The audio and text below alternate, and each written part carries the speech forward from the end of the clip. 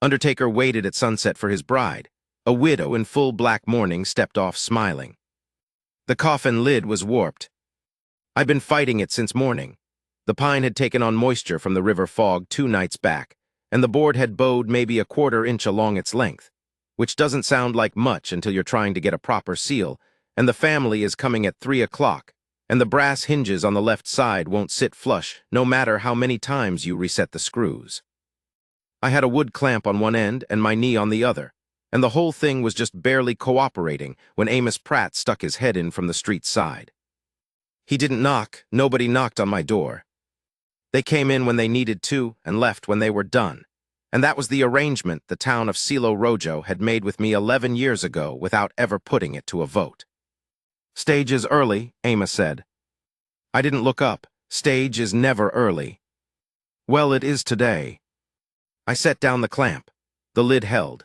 I straightened up and felt my back register its opinion of the morning, and I looked at Amos Pratt, who was 17 years old and worked at the livery and had apparently decided that bringing me news was part of his employment. "What's that got to do with me?" I said. He gave me a look, the kind young men give older ones when they think the older one is being deliberately slow. "Your bride is on it, Mr. Cutter."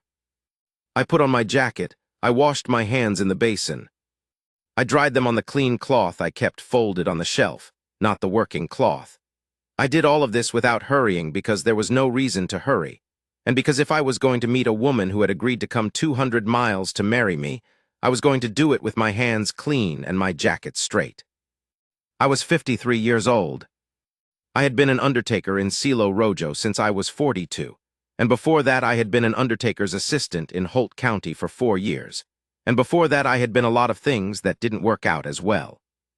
I had been married once, to a woman named Claire, who died of a fever in the winter of 1871, and left me alone in a house that was too big for one person and a dog that grieved harder than I did, and then died the following spring, which left me alone in a house that was too big for one person and no dog. I had been alone since then. 11 years is a long time to be alone. You get used to it the way you get used to a boot that doesn't quite fit. After a while, you stop noticing the rubbing, mostly. The town of Silo Rojo had somewhere between 400 and 500 people depending on the season and the economy, and every single one of them thought of me as necessary but not particularly. I want to find the right word, not particularly welcome. The way a doctor is necessary. The way a privy is necessary. You're glad it exists and you don't think about it until you need it, and when you do need it, you're grateful enough, but you don't invite it to your daughter's birthday supper. I had eaten 11 years of suppers alone. I'm not saying this to make you feel sorry for me. I'm saying it so you understand what I was when I walked out of my shop that afternoon and up the main street of Silo Rojo toward the stage depot. The stage had pulled up in front of Haverford's Dry Goods, which was 3 buildings down from the depot proper, because the team had decided to stop early and Ned Ockaffer, the driver, had learned 20 years ago not to argue with a team that's made up its mind. There were 4 passengers, a land agent out of Tucson, a young couple who were clearly not married to each other and clearly wanted to be and were clearly embarrassed about it, and a woman in black. Full mourning, dress, gloves, the hat with the veil, the works, and every stitch of it good quality, not the flat, dead black of cheap broadcloth, but the deep kind with a sheen to it that costs money. The veil was pinned back. She was holding a carpet bag in her left hand and a hat box on a strap over her right shoulder, and she was the last one off the stage, and she stepped down onto the rutted street of Silo Rojo and looked around at it with an expression that was not disappointment, and was not wonder, and was not judgment. She was just looking, taking stock. She was maybe 45. Hair pulled back dark under the hat, threaded through with silver at the temples. Her face had been in the sun and wined a good while. There were lines at the corners of her eyes and at the corners of her mouth, and the lines at her mouth had been put there by smiling, not by grieving, which I noticed because I have spent 11 years reading faces and I know the difference. She was not tall. She was not small. She was exactly the kind of solid, specific presence that a place notices when it arrives. She saw me. I was standing about 30 feet from the stage because I hadn't known quite how far forward to walk, and 30 feet felt like a reasonable compromise between forward and back. I was in my better jacket, the dark wool one, which in retrospect I understood was maybe not the most encouraging garment to meet someone in given my profession. And I had my hat in my hand because that is what you do when you meet a woman, and I had been holding it long enough that the brim was damp from my palm. She walked toward me. She was smiling. Not the polite, careful smile of a woman being brave about a situation. A real smile, a warm one, the kind that's related to something actually funny. "Mr. Cutter," she said. "Mrs. Beaumont," I said. "Lenora," she said. "Lenora," I said.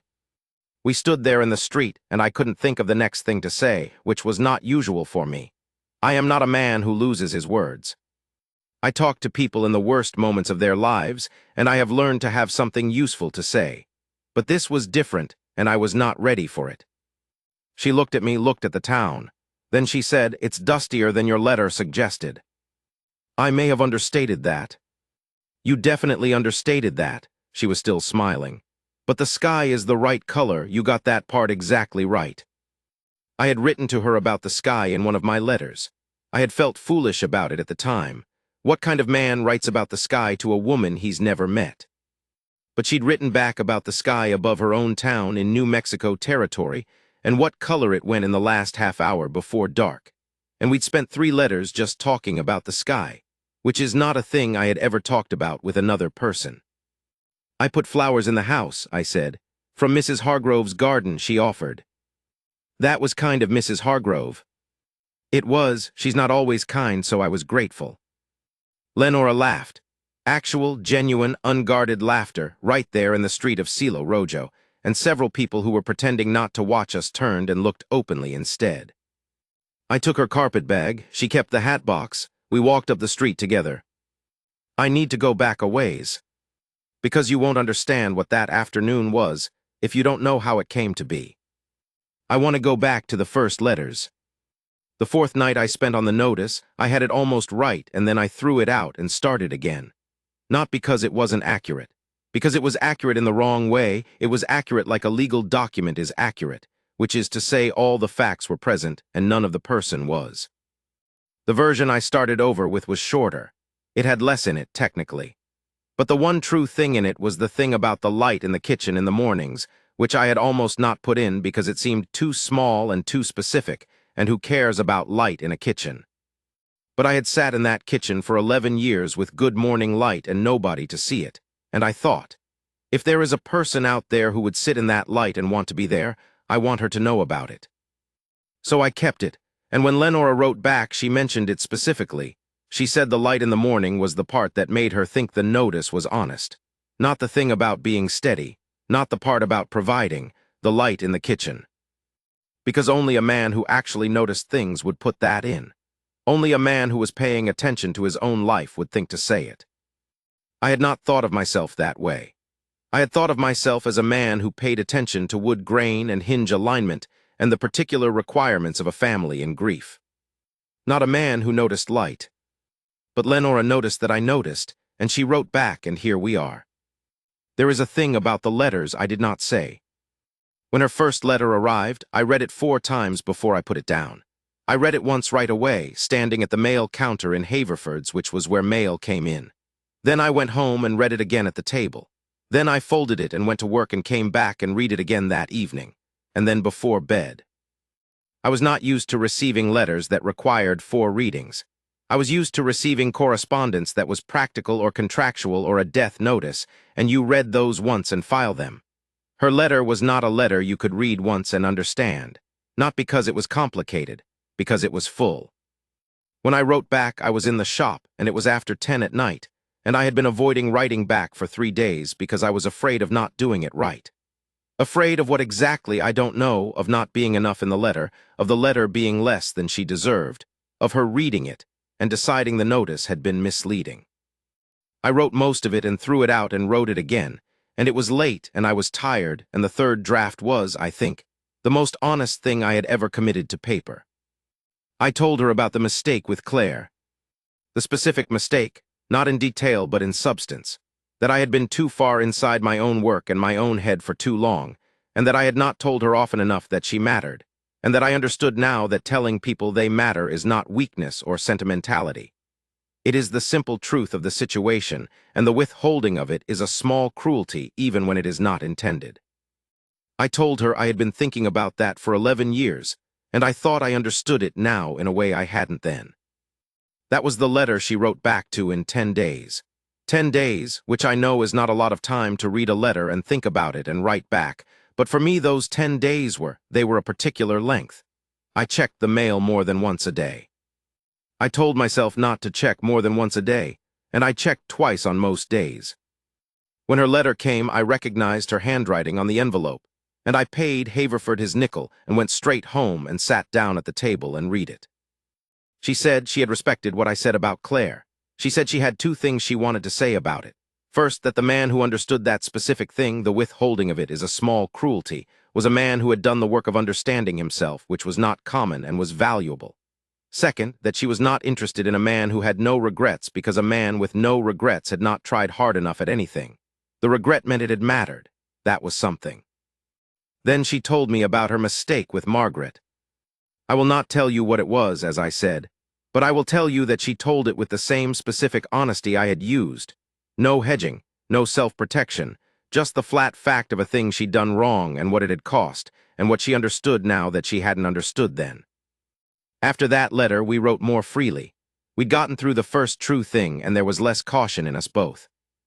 8 months before, 8 months, 3 weeks and 2 days, though I wasn't counting, I had placed a notice in the territorial correspondent. I had done it because Reverend Stills had been at me for 2 years about it, and I had finally run out of arguments. The Reverend's position was that a man alone too long starts to go hard in a way that can't be undone, and that a good woman could prevent it, and that I was not yet too far gone if I acted soon. He did not say this unkindly. Elias Stills is a good man who has spent 40 years watching what loneliness does to people, and he knows the early signs. I wrote the notice myself.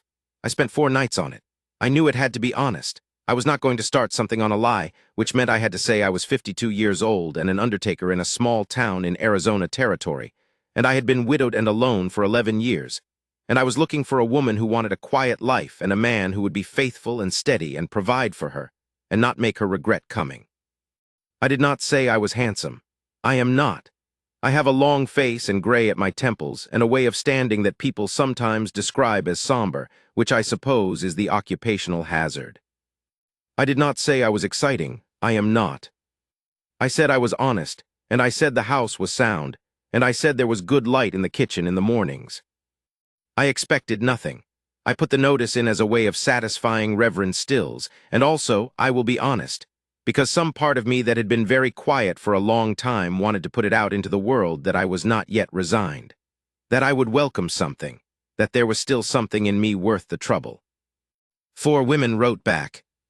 The first 2 I corresponded with briefly, and they stopped writing after 2 or 3 letters, and I didn't chase them. The third was very pleasant, but she had 5 children under 10, and I was honest enough with myself to know I wasn't equipped for that. And I wrote back and told her so with as much care as I could, and she wrote back a very kind note, and I hope she found someone better suited.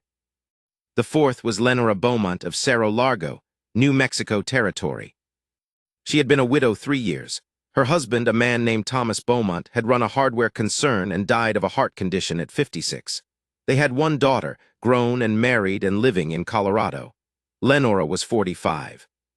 She had been helping run the hardware store with her husband, and after he died she had kept it running for a year and a half before selling it, which told me something about her that I liked immediately. She didn't quit. She didn't wait for someone to rescue her. She kept the machinery moving and then made a decision on her own terms about when she was done. Her first letter to me was 2 pages, handwritten in a clear, not fancy hand.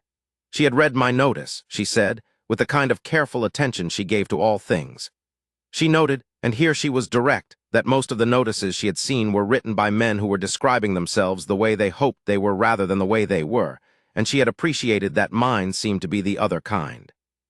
She was not interested in romantic nonsense. She was interested in the truth of a person. She was 55 herself at the time of reading. She said, "No, 45, sorry." She had made a small error and crossed it out neatly and corrected it, and she had a good life behind her and wanted a good life ahead of her, and she thought a good life ahead of a person required honesty at the foundation. She asked me 3 questions in that first letter. What did I love most about Silo Rojo? What had I gotten wrong in my life that I'd learned from? What did I do on Sunday afternoons? I answered all three honestly: the sky.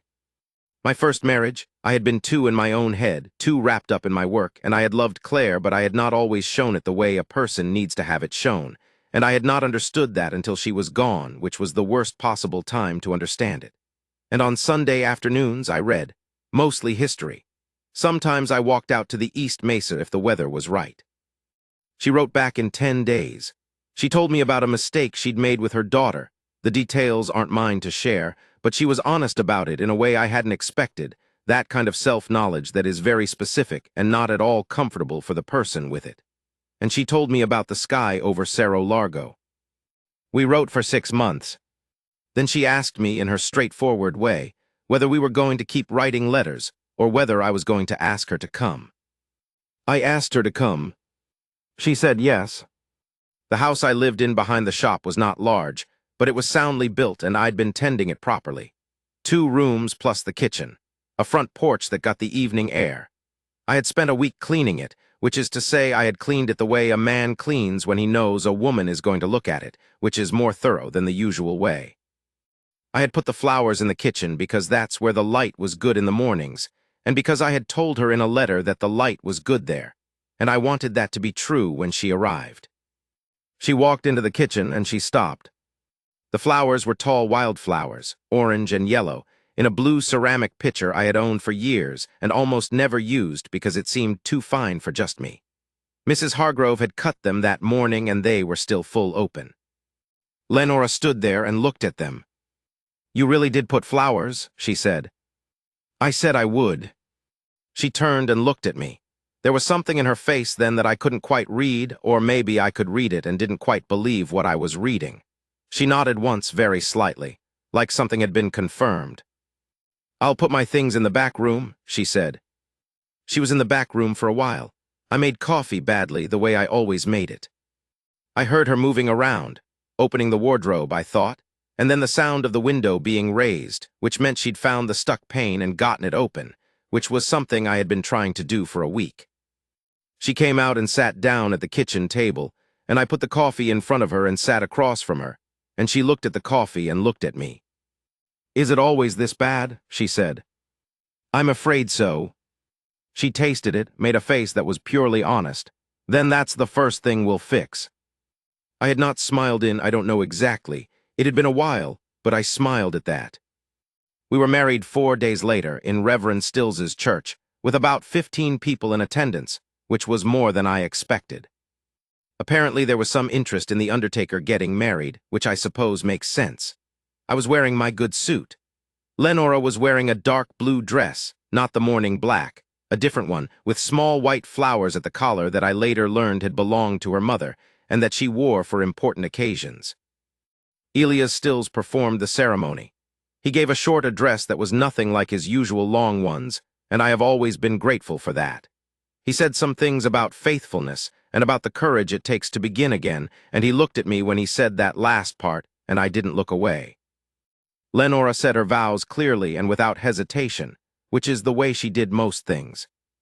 When it was over and we were standing outside in the late afternoon, Amos Pratt, who had been lurking at the back of the church uninvited, shook my hand with the enthusiasm of a person performing a scene he'd imagined, and Martin Haverford from the dry goods store clapped me on the shoulder and said something gruff and well-meant. And Mrs. Hargrove told Lenora that the blue dress was lovely, and Lenora thanked her warmly, and I watched my wife navigate the small social geography of my town with an ease I had never achieved in 11 years. That evening we sat on the porch. The sun was going down in the way it does out here, which is not quickly and not gently, but in this long, slow burn that turns everything a color that doesn't have a name. We had eaten supper, which Lenora had cooked, and the coffee was better considerably, because she had done something different with the grounds and the amount of water, and the result was an actual cup of coffee, rather than the punishment I had been making myself drink. She had her hands around her cup. She was looking out at the street. "Thomas used to say I was too practical," she said. He meant it fondly, but he said it often enough that I wondered sometimes whether practical was all I was. I thought about that. What else are you? She turned and looked at me directly. It was getting dark enough that I couldn't read her face fully, just the shape of it and her eyes. I don't know yet. I think that's partly why I came. I said, I think that's a fine reason. She didn't say anything for a moment. Then she said, you don't talk much. No. I noticed that in the letters, too. You choose what you say. I suppose I do. I like that, she said simply. Thomas was a talker, a good man, a wonderful man, but he filled every room with words, and sometimes I needed silence and there wasn't any. She looked back out at the street. This town is quiet. Most of the time. Is that hard for you? Being the quiet one in a town that mostly wants nothing to do with you until it needs you. I looked at her. She asked direct questions. In a letter it was something I'd admired. Sitting across from it in person, it was something different. It was a little like standing in an open door with wind coming through. Not uncomfortable exactly, just clarifying. Yes, I said, sometimes. She nodded like she'd thought so. The work itself deserves more saying. People think undertaking is only about the dead. It isn't. It's about the living who are left and the gap between what those people need and what they have the capacity to manage themselves, and the filling of that gap by someone who is steady enough to fill it. In 11 years, I had done this work for 140-some families, by my count. Every one of them had come to me at the worst moment of their lives. Every one of them needed something to be handled, and they couldn't handle it themselves. Not because they were weak, but because grief takes all the available weight that a person has, and there is nothing left for arrangement. I was good at it. I am still good at it. I can hear in a person's voice within the first 30 seconds of them being in my shop what kind of family they are, whether they grieve loudly or quietly, whether they need to be given the decisions or need to be guided through them, whether there is money pressure underneath the grief that is going to make everything harder, whether the family is unified or is going to fracture over the arrangements in a way that I am going to have to navigate carefully.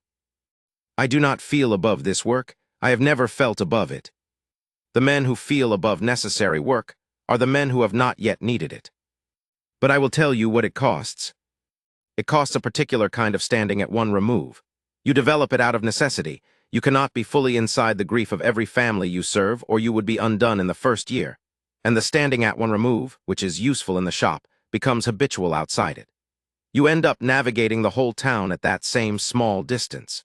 You engage with people through the appropriate layer of professional care rather than the unguarded way. You are careful with your sympathy because you have learned that if you are not careful with it, you run out. The distance keeps you functional. It also keeps you alone. I'm not sure I had understood this about myself before Lenora named it. She named it gently over time in pieces, never as a complaint, more in the way of, here is a thing I am noticing, here is what I think it is. She was a woman who described what she saw without flinching from it, and she saw this in me, the standing at one remove, and she said one night when we were talking about the fourth family I had seen that week, "You don't let any of it touch you, do you?" And I said, I can't. And she said, I know, I understand why. A pause. But I'm not a family in your shop, Cutter. She used my last name sometimes, the way a person does when they are being specific. Cutter, here is what is, pay attention. No, I said. You can let me touch you. I looked at her. She held my eyes steadily, which she always did. I know, I said. And I am working on it. That is the honest answer. I am working on it, and she knows I am working on it, and the working on it is enough for her, which is one of the things that makes her the woman she is. She fit into the house with a speed that surprised me. Not intrusively, she didn't rearrange everything or push my things out. But there was a gradual shift in the atmosphere of the place, like a window being opened in a room that's been closed too long.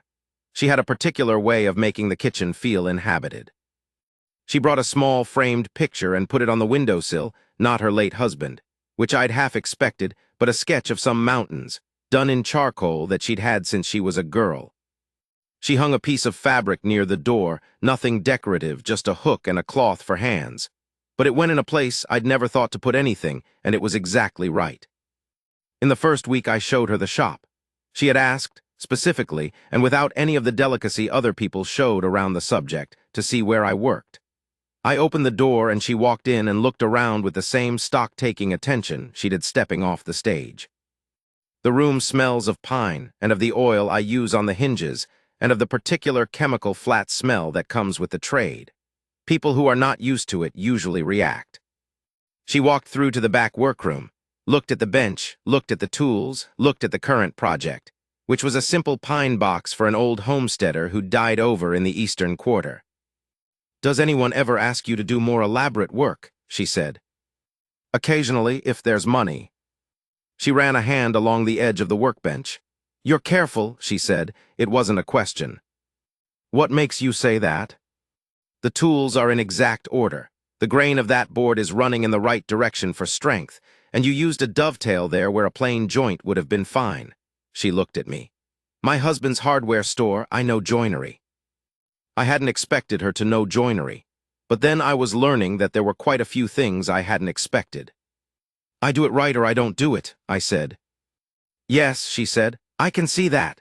And there was something in the way she said it, just those 4 words, that sat differently than any compliment I'd been paid in a long time. Not politeness, not the vague approval people offer to be kind. She had looked and assessed and concluded, and her conclusion was delivered plain. I kept working on the pine box after she went back to the house, and I will tell you honestly that I worked with a kind of care that evening that had an edge to it I hadn't felt in years. Like someone was paying attention, like it mattered in a different way. The town warmed to her before it had quite decided to warm to her. That's the way it goes sometimes. The collective mind is slower than the individual, and people were responding to Lenora one by one before the town as a whole had made its determination. Mrs. Hargrove was first, which made sense because Mrs. Hargrove had provided the flowers and had therefore invested something in the whole situation. She stopped by twice in the first week with food items, a jar of preserved peaches, a loaf of bread, and Lenora received her with genuine warmth, and they talked in the kitchen for an hour each time, and I could hear them laughing from the shop. The Acaffer family, Ned the driver and his wife Celestine, had Lenora to their house for supper within 10 days, which surprised me because Celestine Acaffer was careful about who she invited, and she had not invited me in 11 years. But Lenora had met Celestine at the dry goods store, and apparently within 5 minutes they had determined a mutual connection to a woman who had once lived in Cerro Largo and had family in Silo Rojo, and that was enough. I went with Lenora to the supper, which was the first time I had been a social guest in someone's home in longer than I could accurately remember. Celestine set a table that was an event in itself, and there were 7 of us around it, the Acafors, a younger couple whose name I have since remembered was Dylan, a schoolteacher named Price, and us. Lenora sat next to me, and through the meal her knee was touching mine under the table, which was not an accident, and I was aware of it continuously in the way you're aware of a fire when you've been cold for a long time. On the walk home, she took my arm. "Did you enjoy it?" I said. "I did. The Acafors are good people. They never asked me to supper before." She looked at me sideways. "They will again." "Because of you." "Because of us," she said. "That's different." I didn't say anything to that. "You've been alone a long time," she said, not as a rebuke. "Just as a statement of fact." "Yes. And you got so used to being the edge of things that you forgot you didn't have to be." I had nothing to say to that because it was correct, and I had the feeling, the particular quality of it, of having something true said about you by someone who is not unkind about it. It's a strange feeling. Most people who say true things about you are unkind about it, or they're trying to get something from you with it. Lenora said it the way she handed me coffee. "Here it is. This is what there is." 3 weeks in, there was the matter of Ed Voss. Ed Voss was a rancher who had been in Silo Rojo longer than I had, and who had a son named Garrett who was 26 and who believed, not unreasonably, given the way things had worked in this town, that he could say things to people without consequence. Garrett Voss had, over the years, said a number of things to me that would have earned him a hard response from a different man. I had not given him that response because my position in the town required me not to, and also because Garrett's father was a client and I couldn't afford to lose that. What Garrett Voss said was things about my work, about the shop, about the smell of it. He'd say them in the saloon or in the street and there'd be a laugh and I'd hear about it later or sometimes directly. He called me Digger. Not to wound me personally, I don't think Garrett Voss has the imagination for personal, but because it was the word that was available and it got the laugh. I had been digger for years, long enough that a few people used it without meaning anything by it, and I couldn't even be sure anymore whether it was malice or just habit. 25 days after Lenora arrived, she was at Haverford's Dry Goods buying a particular flower she preferred, and Garrett Voss was at the store at the same time. I wasn't there. I heard about this from Martin Haverford himself, who told me with a particular look on his face that said he was a little frightened and a little impressed. What happened, as Martin told it, Garrett made a comment. He said something about the smell of the house on the end of the street, meaning mine, and whether the new wife had noticed it yet. The sort of comment designed to be heard without being directly addressed, so the person it's aimed at can't respond without looking like they started something. Lenora had looked at him for a moment. Then she had said, in a perfectly level voice, that she had indeed noticed that her husband worked with wood and oil and good craftsmanship, and that the smell of good craftsmanship was not one she found objectionable. Garrett Voss had started to say something else. Lenora had said, "You're Ed Voss's boy," not as a question. He'd said yes. She'd said, "Your father is a client of my husband's. I imagine he will be for some time. I imagine you will be too one day. It's worth keeping that in mind." Martin Haverford said that Garrett Voss had not had anything to say to that, and that he had bought what he came for and left, and that Lenora had then turned back to the flower selection as though nothing had happened. When Martin told me this, his expression was the kind a person has when they've witnessed something they will be telling the story of for 20 years. I went home that evening with a thing in my chest that I did not have a clean name for. Gratitude doesn't cover it. It was something more specific. The feeling of having been defended by someone who chose to defend you, not because they were obligated to, not because it served them, but because you were theirs and they thought you were worth defending. I had not had that feeling since Claire. Lenora was in the kitchen. She didn't mention it. I didn't mention it either, because if I had tried to say anything about it right then, I am not sure what would have come out. I sat down at the table and she put coffee in front of me and went back to what she was doing, and the kitchen was warm and it smelled of what she was cooking, and outside the window the sun was going the way it does out here, and I just sat with it for a moment. Just sat with all of it. There was a man named Holly's Breach. I tell you about Holly's Breach because he was the first real test of a certain kind, and because the way it went tells you something about what the year had made of us. Holly's Breach was a lawyer, or had been. He had set up in Silo Rojo the previous spring, and built a practice out of land disputes, which were plentiful enough in a growing territory to keep a lawyer in whiskey and opinions. He was around 40, better looking than necessary, with the easy confidence of a man who has been told all his life that his ease is attractive and has found no evidence to the contrary. He had called on Lenora. I learned this from her directly, because she told me things directly. She said Holly's Breach had come to Haverford's Dry Goods while she was there and had struck up a conversation and had been, her word was persistent. He had called at the house once while I was in the shop and she had been civil to him, and he had made clear his interest in her company, and she had made equally clear, but apparently not clear enough, that she was a married woman and her company was not available. When she told me this, I asked her what she wanted me to do. She looked at me in the way she did when she was assessing whether I understood the question correctly. "What do you want to do?" she said. "I want to find out whether this needs handling or whether it's already handled." "It's already handled," she said. "I handled it." "Then I'll trust that." She looked at me a moment longer, then she nodded, satisfied. I said, "If it becomes something that needs handling differently, tell me." "I will," she said. I want to be plain about this. I was not indifferent. I was not so composed that the knowledge of Holly's Breach paying calls on my wife left me unmoved. There was something in me that was entirely capable of not being composed about it. But she had handled it, and she was more than capable, and treating her like she wasn't capable was the one thing I was most careful not to do. She had not come to Silo Rojo to have a man stand between her and the world. She had come to stand beside one. What happened eventually was this. Holly's Breach called at the house a second time, 2 weeks later, when again I was in the shop. Lenora came into the shop herself rather than deal with him again at the door, and she said, "Cutter, can you come out for a moment?" I came out. I did not say much to Holly's Breach. I didn't need to. I said that my wife had made herself clear and I was asking him to respect that, and I said it in the tone I use when I am not prepared to say it again. Holly's breach was a man who read a room accurately enough to be a lawyer, and he read this one. He left. What I remember is not the confrontation, which was brief.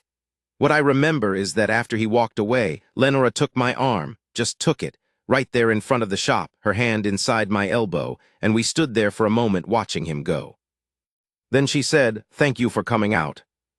"Of course," I said. "I could have handled it again." "I know. But I'm glad you came." I didn't say anything to that. She let go of my arm and went back inside, and I went back to the shop, and I stood at the bench for a minute before I picked up the plane. It was a small thing. The kind of small thing that is not small. She was glad I came. She could have handled it, and she was glad I came, and the difference between those two things is the whole substance of what I mean when I say partnership. She didn't need me to be her guardian. She wanted me to be her husband, which is a different and better thing. I will tell you about the night in October.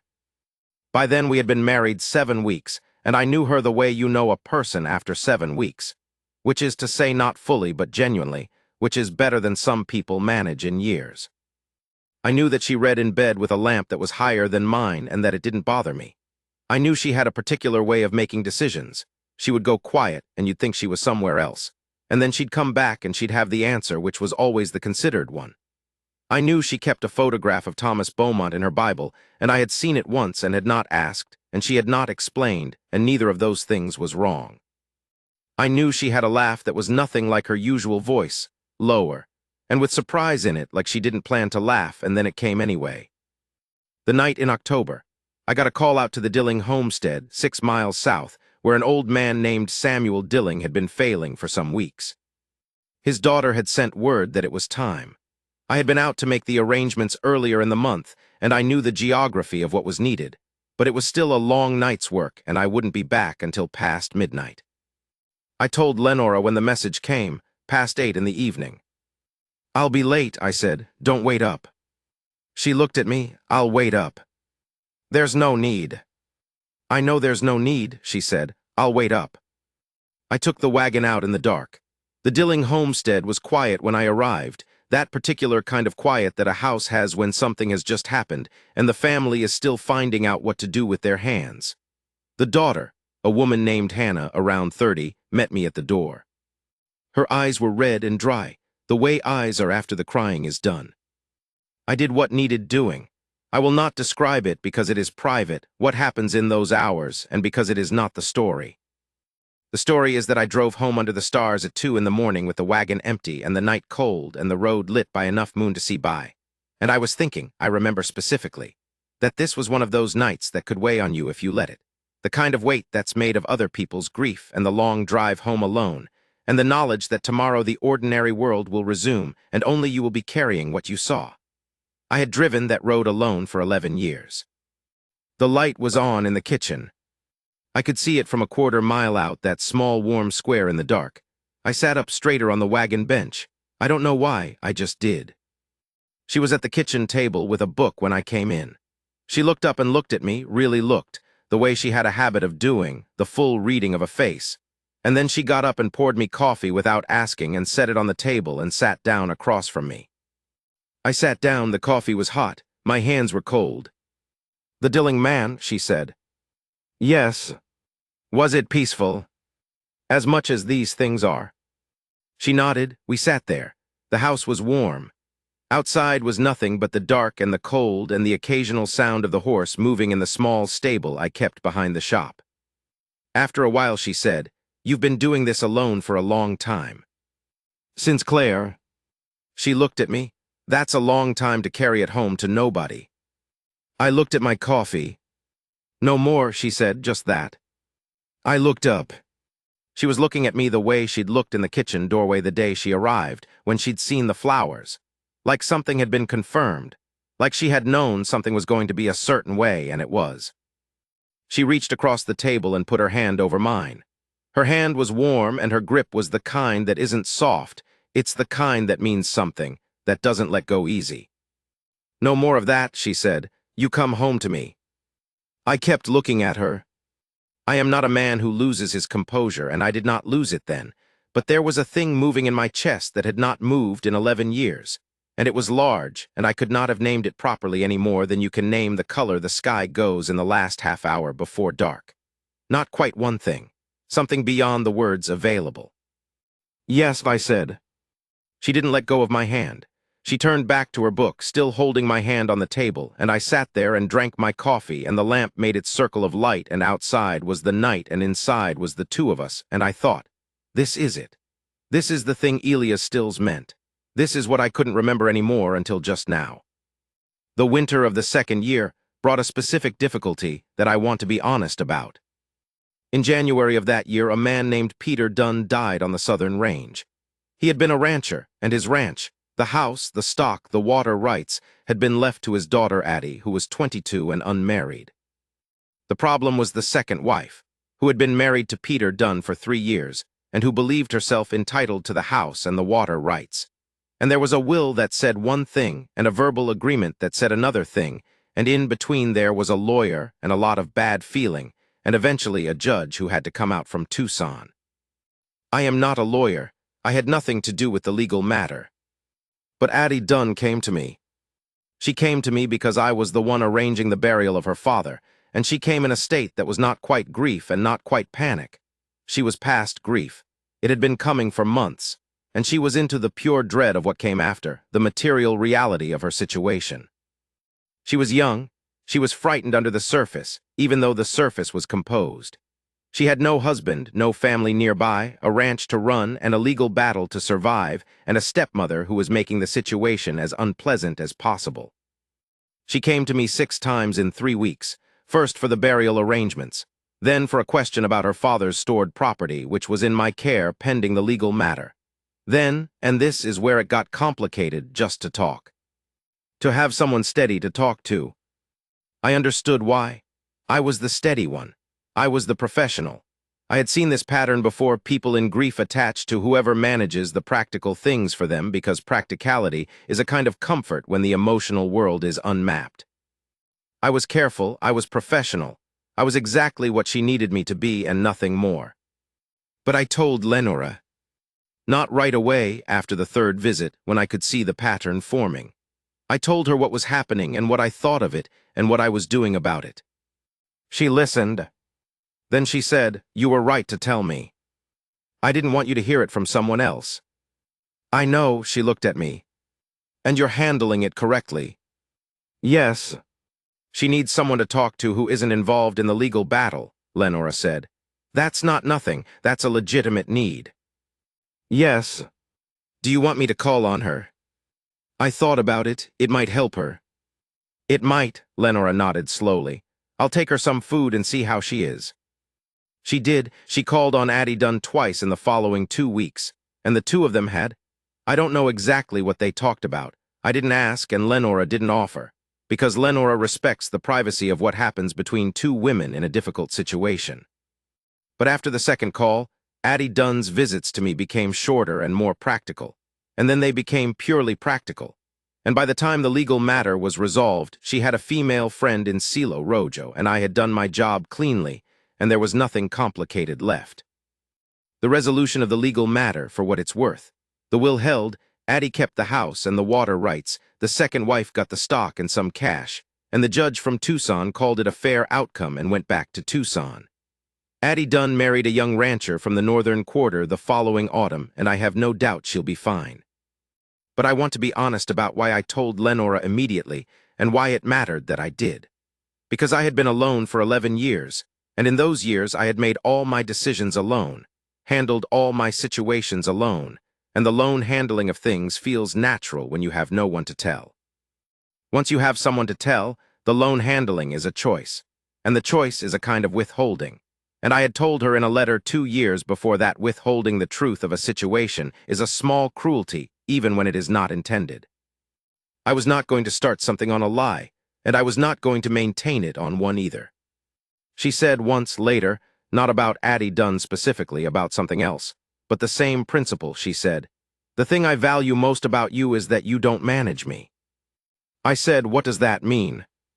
"It means you tell me the actual things. You don't decide what I can handle and give me the edited version. You give me the thing itself and let me handle it." I said, "Is that valuable?" You have no idea, she said. And the way she said it meant she was not generalizing.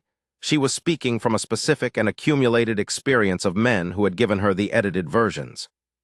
In November, she went back to Cerro Largo. She had been planning it for a month. There were things to settle with the property there. Some final papers connected to the sale of the hardware store that had not been fully resolved, and her daughter Margaret was driving down from Colorado to meet her there. I knew about it, and it was right and necessary, and I had no complaint about it. She would be gone for 2 weeks. I drove her to the stage. She had one trunk, and the carpet bag, and the hat box. The morning was cold enough to see your breath. There were 2 other passengers already waiting, and Ned Ockhafer was doing something to the near rear wheel that required his full profanity. She stood by the stage and looked at me. "You'll be all right," she said. "I'm always all right." "I know," she said it without condescension. "Just fact, but it'll be different now, having someone gone." She was right, it would be different now. I had been alone for so long that being alone had been nothing. Now it would be an absence with a shape to it, and that's not the same thing at all. I took her hand for a moment. In the street, in front of whoever was watching, which was a thing I would not have done 4 months ago, and which seemed to me now the only sensible thing to do. She smiled, the warm one, the real one. 2 weeks, she said. 2 weeks, I said. She got on the stage. I stood and watched it go until it was a dust cloud and then a nothing. I walked back up the street. Amos Pratt was outside the livery watching me with the expression of someone who feels a great deal and is not quite sure what to do with it. "Morning, Amos," I said. "Morning, Mr. Cutter," he said. I went into the shop. The coffin I was working on Walnut for a woman in town who had very specific wishes documented and who had paid for them in advance, which I respected enormously, was waiting on the bench. I put on my work apron. I picked up my plane. The light was good, the shop was quiet, 14 days. I had waited 11 years before. I could wait 14 days. But it was different now, and I knew it was different, and knowing the difference was not a small thing. She got sick in the summer of the 2nd year. Nothing mortal, I need to say that first because I am a man who has delivered mortality for a living, and there is a particular quality of fear I am capable of that I do not want you to misunderstand as melodrama. She got sick in the ordinary way, a fever that started on a Tuesday and by Thursday was serious enough that I rode out for Doc Haverson, who came and examined her, and said it was almost certainly not the bad kind, and she needed rest and fluids and watching. I watched. I had not done this before, not for Lenora. I had been the one watched when I'd had a bad cough in February, the cough that went deep and wouldn't quit for 3 weeks, and she had been matter-of-fact about the watching, the way she was matter-of-fact about most things, up at whatever hour to bring water or to sit with me or simply to be present. I had accepted it awkwardly, because being cared for is a different skill than caring for, and I was better practiced in the latter. Now she was the one who needed the water and the watching. She was a bad patient. Not difficult, not demanding or unpleasant, just bad in the specific way that self-sufficient people are bad patients. She kept trying to do things, kept estimating herself as more recovered than she was, kept saying she was fine when she clearly wasn't. On the Friday, I came in from the shop mid-morning and found her at the kitchen table attempting to address correspondence. "Go back to bed," I said. "I'm just writing." "Go back to bed, Lenora." She looked at me with the expression of a woman who is calibrating whether to argue. "You'll do what you need to do when you're well," I said. "You're not well, go back." She went back. She was not happy about it, but she went back. And when I came to the door with water and the broth she refused to call soup, she looked at me from the bed with an expression I hadn't seen in quite this exact form before. "You're very firm about this," she said. "Yes. You sound like me." "I know." She was quiet for a moment. "I hate being the one who can't." "I know that too." She drank the broth. I sat on the edge of the bed, the way I'd sat on the edge of the bed in October after the argument, and we were quiet for a while with the afternoon heat coming through the window. "I'm going to be all right," she said. "I know. I just want you to know I know that." "All right. I'm not the fragile kind." "I'm aware," I said. "I'm watching you anyway." She looked at me, and there was something in it that was tired and warm at the same time. The particular look of someone who is not used to being watched over and is, despite themselves, grateful for it. "All right," she said. She was better by Sunday. On Monday she was in the kitchen, and on Tuesday she was in the garden, moving at about 3/4 of her usual speed, and by the following week she was fully herself again. But I kept the memory of those 4 days. Not as a fear. I have said I am not afraid of mortality, and I meant it. But as a marker of a thing I had been given without earning, someone whose going fine or not going fine now fell inside my concern. I cared how she was. I cared in the pressing, daily, immediate way, not in the abstract, I care about humanity way, but in the, how are you today, are you eating, come back to bed, let me bring the broth way. That kind of caring is very specific. You can't do it at a general person. You can only do it at the particular one. She was my particular one. That was the whole of it. She came back on a Tuesday.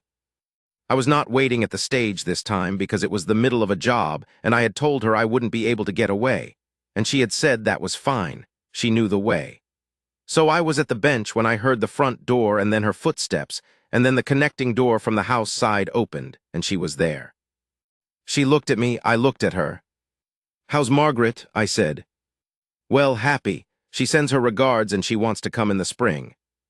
"She's welcome," I said. "She'll want to meet you properly." "I'd like that." Lenora nodded. She looked at the walnut coffin. She came closer and looked at the work. "You finished the panels," she said. "While you were gone." She ran her hand along the side. "The grain is beautiful." I thought so too. She turned and looked at me with that full, reading look. "Did you eat?" she said. "Some." Meaning not really. Meaning some. She shook her head, not annoyed, just acknowledging it, and went back to the kitchen. I heard her moving around, the good familiar sounds of her in the kitchen, and I stood at the bench with the plane in my hand and did not go back to work immediately because I was just, for a moment, standing there with the fact of it. That she was back. That these sounds were here again. That I had not been this, I want to find the word, dislocated. That is the word. I had not been this located in the world for a very long time. I want to tell you about Christmas. It was the first one I had not spent alone since Claire. Lenora had been writing to Margaret about it for weeks, and Margaret had come, with her husband Robert, a good-natured, large-handed man who worked in lumber, and who shook my hand at the stage with a grip that was not aggressive, but was absolutely not testing me either. It was just the grip of a man who uses his hands for real work. Margaret looked like her mother about the eyes. She had her mother's way of looking at a thing directly, without the performance of not looking that most people do. She looked at me, and I had the sense she was making a determination, and I didn't try to influence it. I have always thought that the best thing to do when someone is making a fair assessment of you is to stand still and let them. At supper on Christmas Eve, this was at the house, Lenora had been cooking since morning, and the kitchen had done things I didn't know a kitchen could do in terms of smell. Margaret said something that I have thought about many times since. We were talking about Lenora's mother, who was long dead, and about her grandmother, who apparently had been a woman of tremendous practical force and very little sentimentality. And Margaret said, "You know, when Mama told me she was going, I was frightened. I thought, she's going to a stranger's house in Arizona territory, and she's going to be, I thought she'd be alone again in a different way. I thought the arrangement would be all arrangement and nothing else." "And," Robert said, because Robert had apparently heard this before and knew where it was going and was not minding the retelling. "And then she wrote me," Margaret said. She looked at me. "After the first month, she wrote me and she said, 'He's a good man, he's a real one, I can see it in the way he works and the way he keeps what's his and the way he listens. He's the real article, Margaret.'" The table went quiet, which it hadn't done before. I looked at Lenora. Lenora was looking at her daughter with an expression that was not entirely pleased, the expression of someone who has had their private words aired, but not angry either. She looked at me. "She wasn't supposed to tell you that." "I'm glad she did," I said. "It's embarrassing." "For who?" She looked at me for a moment, and then that smile came, the real one, the one that was not planned. "For me," she said. "I prefer to be inscrutable." "You're not," I said. That was the wrong thing to say and the right thing to say. And she laughed the low, surprised laugh, and Margaret laughed. And Robert laughed with obvious relief. because he was a man who likes things to be all right, and they were. And I sat at the table in the house with the flowers on the windowsill and the better coffee and the picture of mountains in charcoal, and thought about what it was to be seen by a person who chose to see you. It doesn't come along much. Maybe it doesn't come along at all for some people. But it is not a small thing, being seen. It is maybe the largest thing when it happens right. January.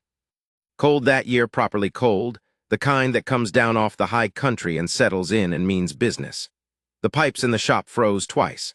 I woke both times before dawn and dealt with it because that is what you do, and Lenore awoke both times too and sat up with me, not to help specifically but to be present, which is its own kind of help. There was a stretch of 4 days in the middle of the month when there was a death on Monday, a funeral on Wednesday, and a man brought in from the northern range who had died in the cold on Friday. This is the nature of the work. It comes in clusters, in the winter especially, and you don't get to be tired about it because tired is not useful. On the Saturday of that week, Lenora made me sit down in the middle of the afternoon, which I resisted, and she sat down across from me, which she did when she was going to say something. "You're running on nothing," she said. "I'm fine." "You're not fine. You're running on stubbornness, which looks like being fine but isn't." I looked at her. "I'm not going to argue with you," she said. "I'm telling you, you need to rest, not tomorrow, now. Give me 2 hours and you rest and then you can go back." "There are things." "That will be there in 2 hours," she said. "Everything dead stays dead. Nothing's going to rush it." I looked at her. She looked back at me. "All right," I said. I slept for 3 hours on the daybed in the back room. When I woke up, it was near dark and the lamp was on in the kitchen, and she had made supper and the smell of it came through the door, and I lay there for a minute with the weight off me. The 3 hours having done what 3 hours do when you actually need them, and I thought about Lenora in the next room, and about the fact that there was someone in the next room, and that the someone gave enough of a damn to make me stop. She had not married me to be taken care of. She had not come to Silo Rojo to be rescued or housed or pitied. She came because she was a woman who made clear-eyed decisions about her life, and she had decided that this was a good life with a man who was worth being beside. And the being beside went both directions, which was something I had forgotten or maybe never properly known, that it is not a weakness to need someone in the next room, that it is not something to be ashamed of, the wanting to come home to a light in the window. I got up and went into the kitchen. She was at the stove. "You slept 3, she said without turning around.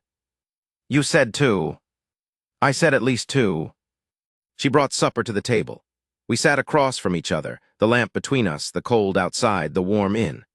I ate, and I had been too tired to be hungry before, and now I was hungry, and the food was good, and she watched me eat with a satisfaction that had nothing of performance in it, just a woman glad that the man she'd chosen was eating properly. "Thank you," I said. She nodded once. The Reverend came for supper in April of the 2nd year. This was Elias Stills, who had been after me for the notice and who had married us and who was, as I have said, a good man. He came alone. His wife had been dead for many years, and he had 3 daughters in different parts of the territory, and he ate supper alone most nights, which was a thing I understood from experience, and which Lenora understood instinctively, because she was a person who paid attention to who was eating alone and thought something should be done about it. She had invited him, with my agreement, because she had made it her business to know the people I knew, and she had met Elias Stills twice at church and had determined that he was worth knowing properly. The Reverend arrived in his good coat and was slightly awkward in the way he always was in a domestic setting. He was a man of large, comfortable authority in his church and a somewhat more uncertain authority in kitchens. He shook my hand and gave Lenora a look that was plain appreciation, the way old men look at a thing that has gone exactly right. Supper was beef and good bread, and something with apples that I don't know the name of, and the Reverend ate with the honest appetite of a man who had been fed well very little recently. We talked about the territory, about the legal situation in the northern counties, which was perpetually in dispute, about a book the Reverend was reading that he felt everyone should read, and that Lenora had read, and about which she had specific and considered opinions that she expressed without softening them for the Reverend, who appreciated this enormously. After supper, Lenora went to do whatever needed doing in the kitchen, and I sat with the Reverend on the porch, with the remains of the bottle of good rye that I kept for actual occasions. He looked out at the street for a while. "I thought I knew what you needed," he said. "You did," I said. "I thought I knew what kind of woman you needed." He shook his head slightly. "I was thinking too small. I was thinking a pleasant widow who would be good company and keep the house. I was thinking someone easier." I said, "Easier than what?" "Easier than her," he said. "She's not easy, Cutter, she's exacting. She has opinions and she doesn't soften them and she expects the same in return." He paused. "She's exactly right for you." I looked at him. "You're not easy either," he said. "You never were. You're precise about everything. You hold yourself to a standard. You don't make room for comfortable nonsense. I was thinking, a man like that needs someone calm, a contrast." He drank. "But that's wrong. A man like that needs someone who's the same quality, at the same, what is the word, same calibration." I thought about that for a while. "Yes," I said. "I should have been looking for that specifically," he said. "I'm glad she found you." "She found herself a notice in a newspaper," I said. "Which you almost didn't place." "Which I almost didn't place." He nodded. "Providence," he said, but lightly, the way he said things he meant but didn't want to oversell. We sat there with the rye and the evening air, and I thought about the word calibration and about whether that was right. Same calibration. The same standard applied to each thing. The same refusal to perform, to take the easier version, to settle for the approximate. I had been that way about wood, about every joint I made, every lid I fitted, every detail that only I would know was exactly right. And she had been that way about things I was only beginning to understand. Same calibration, maybe that was it. Or maybe it was simpler than that. Maybe it was just that she was true, and I was true, and true things fit together. Spring came late that year, which it does in the high country. The thaw took its time, and when it came, the road out front was a river for a week, and I put boards across the worst of it so people could get to the shop, which I always did because that is the kind of consideration that costs nothing and matters. Lenora planted things. I had not had a garden. The space behind the shop and the back of the house was a bare square of ground that I used for nothing except the occasional drying of lumber. She had been planning it in her head through the winter. I came to understand, and when the ground was workable, she went at it with a seriousness that was purely Lenora. She knew what she was doing. She knew soil. She knew what would take in this altitude and this sun, and she planted it accordingly, not decorative, not a flower garden, a working garden, vegetables and herbs, and along the back fence some flowering things that she said would draw the right insects. I helped when I could. She directed and I dug because she knew where the beds should go and I had more shoulder. I had not done this kind of work, the domestic kind, the building of something you live in, since I'd had it with Claire, and even then not this way, not as a partnership. Claire and I had lived in the same house, but we had moved in parallel in it, both of us occupied by our own projects, and I had thought that was the natural order of things. Lenora and I moved through the same days in a different way. She'd come into the shop sometimes and just look at what I was doing, not interrupting, just present. I'd come outside and watch her work in the garden in the evening light, the sure way she moved, and she'd tell me what she was doing and why, and I'd have something to say or I wouldn't, and both were fine. There is one more thing about the work that I want to say, and then I'll leave it. People in Silo Rojo had been coming to me for 11 years and going away again, and there is a thing that happens when you serve people at the worst moment of their lives without ever being invited into the ordinary ones. You become a fixture, not a person. A fixture like the water pump or the church bell, something that does what it does and has no further life beyond that function. After Lenora, this changed. It changed because she was visible in a way that I had not been. She walked the street, she talked to people, she had opinions about the town that she shared with appropriate people in appropriate ways, and because she was mine and I was hers, some of her visibility extended to me. I did not change. She did not change me. But the way the town saw me changed because she was standing where they could see her and she was choosing me, publicly and without apology, every day. I found myself in conversations I had not been in before. Not because I had become more interesting, but because I was now adjacent to someone people wanted to talk to, and the adjacency brought me into range. I will not overstate this. I was still the Undertaker. I was still the edge of the town in important ways, but the edge became a different kind of edge, not the avoided kind, the seen kind. There is a considerable distance between those two things.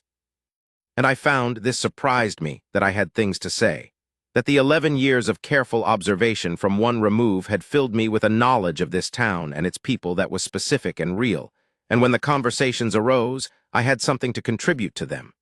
Lenora had always known this was in me. She had said so directly more than once. But knowing that something is in you and having it drawn out are not the same. She drew it out, not by demanding it, by being present in a way that made presence possible. In April, we had our first real argument. I will not say what it was about because it was partly embarrassing and partly private and partly the kind of thing that only makes sense to the people inside it. But it was a proper argument, the heated kind, voices raised, and I said something that was wrong and knew it was wrong within about 20 seconds of saying it, and that is the worst time to know it, when you can still hear it in the air. She didn't yell, she got quiet. The quiet was worse than the yelling would have been. She went into the back room. I stood in the kitchen for a while thinking about what I'd said. Then I knocked on the door. "Come in," she said in the tone that means, "You may but understand the conditions." I went in. She was sitting in the chair by the window with her book closed in her lap. I said I was wrong. Not "I'm sorry if you felt," or I should have said it differently, just I was wrong about what I said and I said it badly and I'm sorry. She looked at me, she nodded once. I asked if she wanted me to go or stay. "Stay," she said. I sat down on the edge of the bed, which was the only other place to sit. We were quiet for a while. Outside, a bird was working at something in the garden. "I'm not easy," she said eventually. "Neither am I." "I know you're not." "I knew that from the letters," she looked at me. "That's part of why I came." I said, "You wanted someone who wasn't easy." "I wanted someone real," she said. "Easy isn't real, easy is performance. I did enough performance in my life." She paused. "You and I we're both people who have been through the actual thing, and those people don't have easy arguments, they have real ones." I sat with that. "The real arguments mean it's a real marriage," she said. "I'd rather have that." "Yes," I said. She opened her book. I stayed where I was. We were quiet together in the late afternoon, and the bird kept working in the garden, and after a while she reached over without looking up from her book and set her hand on my knee, and that was that. That was the end of it and the whole of it, and I have thought many times since about what she said, about real.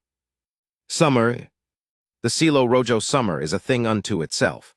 Hot from 8 in the morning until the afternoon when the thunderheads build over the mesa and come down in those brief, very serious storms that smell like iron and wet rock. And then the heat comes back in the evening, but different, spent, calmer, the kind of heat you can sit with. We sat with it on the porch. I had made a second chair. In the winter I had had one porch chair, which I never used because there was no one to sit with, and in March I had built another one, walnut, to match, because there was someone to sit with now, and sitting on the same porch in one chair and one borrowed kitchen chair seemed wrong when I had the wood and the skill. She noticed immediately. "You made a chair," she said. "The porch needed two." She sat in the new one, she moved in it testing it, then she was still. "The arms are the right height," she said. I measured. She looked at me with an expression I had come to know, the one where she is deciding whether to say the thing she is thinking. She said it, "You measured your wife's arm height to make her a chair." I measured both arms. "They're the right height for both of us." She looked at me a moment longer, then she looked back out at the street. The sky was doing the thing it does in the evening. "I would like to sit here with you a long time," she said. I said, "That's my intention." We sat there in the two chairs as the sky went through its changes. Fall again 1 year. I know the number because Reverend Stills mentioned it, but I hadn't been counting in that way. I'd been just living in it, which is the right way to be in a good thing. When you're starving, you count every meal. When you're not starving anymore, you just eat. There was a supper at the Okaforce in October, 8th time since that first one. Celestine Okafor made a point of having us regularly now, and Lenora had become a specific kind of friend to her. Not best friends, not intimates, but the kind of real, solid, reliable friends that women make when they're past the age of performance, and they know what they want from a friendship and they're both willing to provide it. I had friends too now. Or more accurately, I had the foundations of friendships that were possible to build on because I came to people now as a man with a full life rather than as the necessary edge of the town. It changes how people see you. I am not saying a man's worth shouldn't depend on whether he has a woman beside him. But this is the world as it is, and I am telling you the truth of it. Ned Ockaffer and I played cards on the third Thursday of the month. Martin Haverford, who I had done business with for 11 years without knowing much about, turned out to have strong opinions about rivers, having grown up near a large one, and we had talked about rivers 3 times now in a way that was purely satisfying. Amos Pratt, who was 18 and growing into himself, had started to linger around the shop in a way that was going to turn into apprenticeship whether he knew it or not. At the Okafor supper, Ned made a toast. He stood up with his glass. He is not a toasting man, and this was evident from the way he held the glass, and he said, "To the Cutters!" And everyone raised their glasses, including me, and I looked at Lenora across the table, and she was smiling, and I thought, the Cutters, the 2 of us, a thing with a name. I had not been a we in a long time. There is, I want to tell you, a particular satisfaction in being named aloud as part of a thing. It is not about the naming. It is about the recognition. Someone else has seen that you are not separate from what you love, that you and it are one thing, that the aloneness ended and became this. Ned sat back down and looked relieved that the toast part was over and drank his glass quickly, and Celestine told him he had done well. And around us the supper went on with the warmth and the noise of people who were glad to be together. And I sat in the middle of it, in Silo Rojo, in a house that was mine and a life that was real, and I was not on the edge of anything. I want to say something about the mornings. Before Lenora, I woke at the same time every day, 5:15 without fail, which is the time the body sets itself when it has no reason to adjust. I got up because getting up was what came next. I made the bad coffee. I went into the shop. I worked. There was nothing wrong with this. It was the life I had, and I maintained it properly. I am not a man who falls apart from loneliness. I want to be clear about that. I did not stop tending things. I did not go ragged. I kept the house and the shop and myself in order because that is what I do, and the keeping of things in order had its own kind of dignity that I did not undervalue. But mornings were the hardest part, not because of the solitude exactly. Because of the silence before the day started, the particular kind of silence that is not restful but is simply the absence of anything. A room full of nobody. A table set for one because setting it for 2 would have been a cruelty to yourself. That quality of silence had a weight I had gotten used to the way you get used to carrying weight. It didn't break you, but it was there every day, first thing. The morning after Lenora arrived, that first morning, I woke at the usual time and lay there in the dark and heard her moving in the back room. Small sounds, ordinary ones, a drawer, footsteps, the sound of the window being raised. I lay there and listened to those sounds for 2 full minutes before I got up. I don't know how to say exactly what it was. Not relief, not even happiness, quite. It was too early and too new for happiness. It was more like the lifting of a pressure I had been so accustomed to that I had stopped knowing it was there. The weight of the silence, which had been a constant for 11 years, was simply gone, replaced by the small, ordinary sounds of another person being alive in the same house. I have never said this to anyone, not even to her, though she would understand it completely. But here it is. The sounds of her in the morning are the best part of the day, before I see her, before the coffee and the conversation and the good work of being with her. Just the sounds through the wall, the particular evidence of her presence, her aliveness, her continuity in the house. Every morning I wake at the usual time, and I lie there for a moment, and I listen, and she is there, and the silence is not empty, and that is everything. I will tell you the thing I told nobody. 2 weeks after she had been back from Cerro Largo that first November, the night I came home from the Dilling homestead, and she had waited up and put her hand over mine. I went into the shop the following day, and I worked on the walnut coffin for the woman with the specific wishes, and at some point in the middle of the morning I stopped. I just stopped and stood with my hands on the bench. I had been putting this thing off, this particular thing, for years, not because I was afraid of dying. I have no special fear of dying. It is, after all, what I deal in, and familiarity makes it a fact rather than a terror. But there is a thing that men in my trade are supposed to arrange for themselves, a thing I had not arranged, because for a long time it had seemed to me that who would care? If it went to a plain pine box, nobody would notice or object. Nobody was owed anything different. I got out a sheet of good paper and I wrote down what I wanted. Not elaborate. I am not an elaborate man, but I wrote it clearly and specifically, The kind of wood, the joinery, the dimensions, the orientation of the grain. The way I'd want it to look from the outside if someone was looking. And then I wrote in the margin in smaller letters, for Lenora to approve if she wishes. I folded it and put it in the locked box with the deed and the will. Because here is the thing. It was no longer just me, and the difference that makes is not accountable in any way I know how to describe except to say that when you are just yourself, your arrangements are private, mechanical, a thing you do for tidiness. When there is someone who chose you, your arrangements become a consideration for them. They become part of a conversation. She would have opinions. She would want it done right. And knowing that she would want it done right, that it would matter to her, made it matter to me differently than it had before. I was necessary before. I have always been necessary. I am valued now. That is not the same thing. Amos Pratt became my apprentice officially in March of the following year. He had been gravitating toward it for 6 months, and I had been letting him, and eventually it became simply the arrangement that existed, and we formalized it. He was a careful worker once you showed him how to be careful. He'd been sloppy by habit, not by nature, and he had good hands and he asked the right questions. He was awkward around Lenora at first, in the way young men are around a woman they respect and don't know how to speak to, and she resolved it with the same efficiency she applied to everything. She learned what he cared about, which turned out to be horses in specific and weather in general, and she talked to him about both, and after 2 weeks the awkwardness was gone. One afternoon Amos said to me, while we were working, "Mrs. Cutter is real smart." "Yes," I said. "Smarter than most people." "Yes." "You're lucky," he said. I looked at him.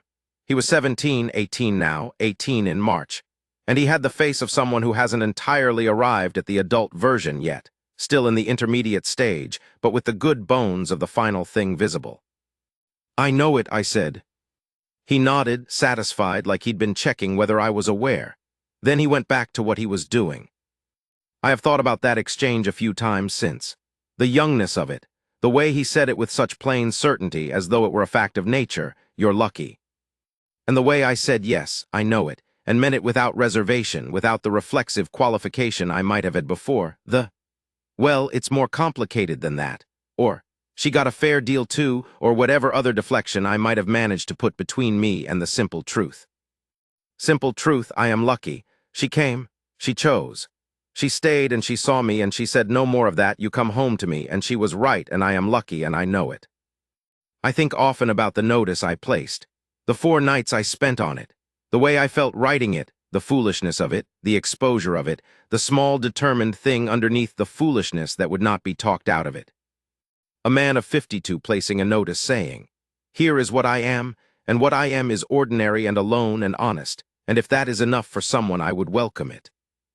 Elias Stills told me once, after all of this, when it was clear how things had gone, he said, "I never doubted it for you, Cutter." And I said, "You might have mentioned that before you spent 2 years after me about the notice." And he said, with that particular expression he has, "I was confident in the outcome. I was less confident about the timing." I can see his point. I waited 11 years. He was working with limited material. But here is what I know on the other side of it. The timing was not wrong, not the way things went. I was not ready at 45 or 47 or 49 to be the man I was when Lenora Beaumont stepped off that stage in her full black mourning with her carpetbag and her hatbox and her real smile. I needed those years. I needed the 11 years of carrying the weight home to nobody, and doing the work right anyway, and being the edge of the town, and being the necessary thing that nobody quite welcomed. Because those years put something in me that was there when she arrived, and that she could see, and that she called the real article. You don't get to be the real article without the years.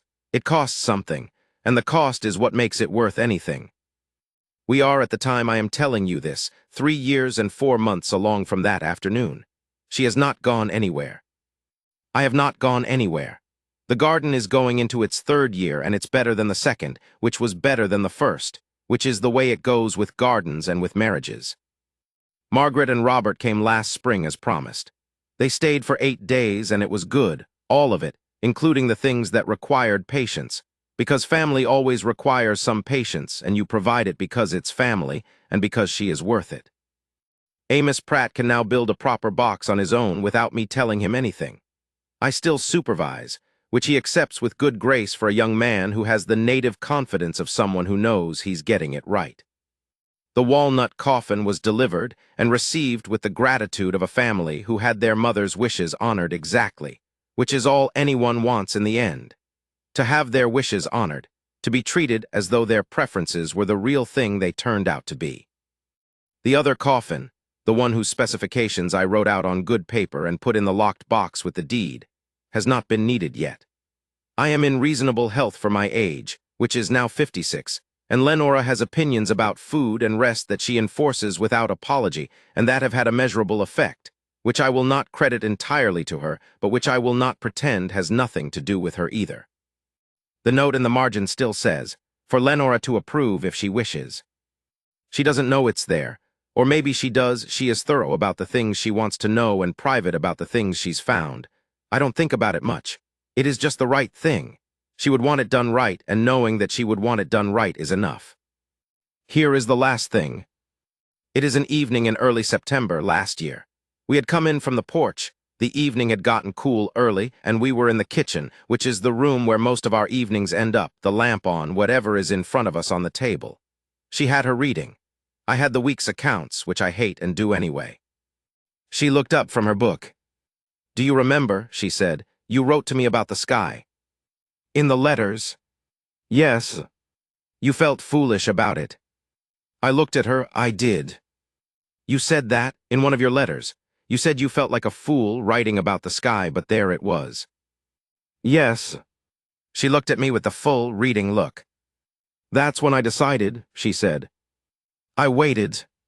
When I read that, when you said there it was, I'd read 3 other men's letters, and none of them could afford to say there it was about anything. They were all too busy being impressive. She paused. But you said it flat out. There it was, like it was just a fact about yourself you weren't going to pretend wasn't there. The lamp was burning. Outside the window, the last of the September light was doing the thing it does. I thought, she said, if a man can say that, if he can say there it was, I felt like a fool, here it is anyway, then there's something true in him. And I was not going to spend any more of my life on anything that wasn't true. I sat with that. So I decided, she said simply, and then I came. And then you came, I said. She nodded once and went back to her book. I looked at the accounts for a while, or I looked at the page they were on. Outside the kitchen window, the sky was going through its last changes, the ones that don't have names, the ones I had written to her about all those months ago in the careful, foolish letters that she had read, and that had brought her to this kitchen and this lamp and this evening to me, which is where we both were and where I intend, God willing and the creek don't rise, to stay. There it is. There it was. That's the whole of it.